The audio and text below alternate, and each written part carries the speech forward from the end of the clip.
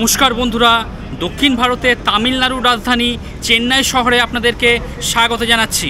চেন্নাই শঙ্কর নেত্রালয় চক্ষু হাসপাতালে আপনাদেরকে স্বাগত জানাচ্ছি। আর বন্ধুরা, অ্যাপেলো হসপিটালের একদম কাছে একটি গেস্ট হাউসে আরও একজন যিনি ট্রিটমেন্ট নিতে এসছেন, এক ভদ্রমহিলাকে পেয়ে গেছি। নমস্কার, কোথা থেকে এসছেন আপনি? আমি আরামবাগ থেকে এসেছি। আচ্ছা, হুগলি আরামবাগ থেকে? হ্যাঁ, হুগলি আরামবাগ থেকে এসেছি। আচ্ছা, আপনি তো এই অ্যাপেলো হসপিটালে ট্রিটমেন্ট করাচ্ছেন আর কি? হ্যাঁ, আগে এসেছিলাম 21 সালে এসেছিলাম আমার হাজব্যান্ডকে নিয়ে। তখন ইমপ্রুভ হয়েছিল অনেকটাই। হাই সুগার রোগী, ইনসুলিন নেন। ও আচ্ছা। এখন খুব প্রবলেম হতে তাকে নিয়ে এসেছি, খুব কষ্ট করেই নিয়ে এসেছি। আমি চেন্নাই এসি এক্সপ্রেসে টিকিট করেছিলাম। আচ্ছা। কিন্তু সাঁতরাগাছিতে এসে আমি খুব কষ্ট পেয়েছি, কারণ 6টায় ট্রেন, সেটা 11:30 বললো, কিন্তু 12:30টায় ছাড়লো। একবার বলছে 4-এ আছে, একবার বলছে 1-এ আছে। এবার মহিলা লাগেজ নিয়ে খুব কষ্ট, তার মধ্যে পেশেন্ট বসেই পড়ছে, শুয়ে পড়ছে, এরকম নিয়ে এসেছি। যেখানে এসে উঠেছি হয়েছে তাহলে আসতে গিয়ে। হ্যাঁ, না বলুন, এগুলো রেলের কাছে বার্তা যাওয়া দরকার। যারা পেশেন্ট পার্টি আছে তাদেরকে অন্তত তাদের জন্য প্ল্যাটফর্মটা সঠিক দিতে পারে সঠিক সময়ে। আর ওভারব্রিজ দিয়ে আনাগোনা করাটা যে কি কষ্টকর, সেটা যারা যে করে সে জানে, করে তারাই জানে। এই জন্যে আমি রেল কর্তৃপক্ষকে বলতে চাই যে এটা যেন সাঁতরাগাছিতে এইভাবে বাইরের ট্রেন না রাখাই ভালো। হাওড়াতে তবুও খাবার দাবার সবই পাওয়া যায়। আর চিকিৎসা সম্বন্ধে এখানে আপনার অভিজ্ঞতা কীরকম কি? ভালো। আমি ভালো বলেই তো এত কষ্ট করে এসেছি। আমি নিজেও একটা সুগার পেশেন্ট, আমার স্বামীও খুবই sugar patient, high sugar, insulin চলে। ট্রিটমেন্ট ভালোই, তার জন্যই এসেছি।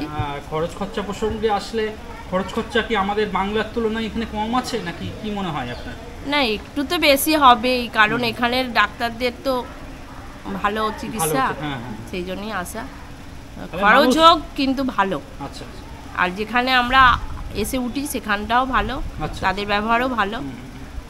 বন্ধুরা, এই মুহূর্তে আমি রয়েছি চেন্নাই অ্যাপেলো হসপিটালের খুব কাছেই, গুলাম আব্বাস আলী খান সেকেন্ড স্ট্রিটে আর কি।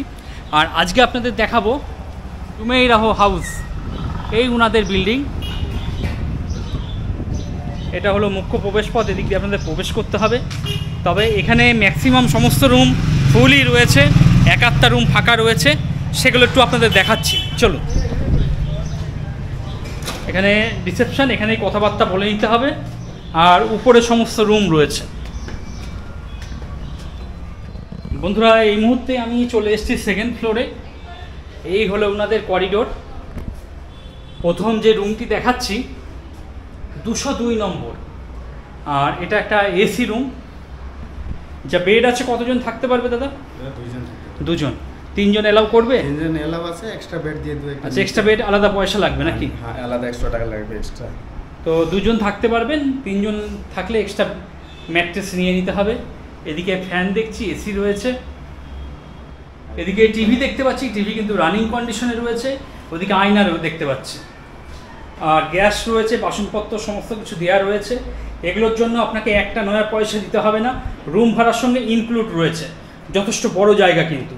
তবে যখন রান্না করবেন এসিটা অফ করে নেবেন, অফ করে নিয়ে তারপর রান্না করবেন। আর এই হলো ওয়াশরুম, বেশ ভালো পরিষ্কার পরিচ্ছন্ন দেখতে পাচ্ছি। ওয়েস্টার্ন কোমোড, বালতি মগ, বেসিন এবং আয়না সব কিছুই লাগানো রয়েছে, যথেষ্ট পরিষ্কার পরিচ্ছন্নই রয়েছে। তাছাড়া এদিকে র্যাক করা রয়েছে, জিনিসপত্র রাখার হলে এখানে রাখতে পারবেন আপনারা। এবং ওয়ালটা দেখুন, একদম নতুন পরিষ্কার পরিচ্ছন্ন, কোথাও কোনো দাগ কিন্তু খুঁজে পাচ্ছি না। আর এদিকে প্লাগ পয়েন্ট আছে, মোবাইল ফোন চার্জ করে নিতে পারবেন। হ্যাঙ্গার দেখতে পাচ্ছি, জামা কাপড় ঝুলিয়ে রাখতে পারবেন, যথেষ্ট ভালো। এবং ভেন্টিলেশনের জন্য এদিকে একটা জানলাও দেখতে পাচ্ছি, জানলা খুলে দিলে কিন্তু হাওয়া বাতাস রুমের মধ্যে প্রবেশ করবে। যদিও এটা কিন্তু একটা এসি রুম।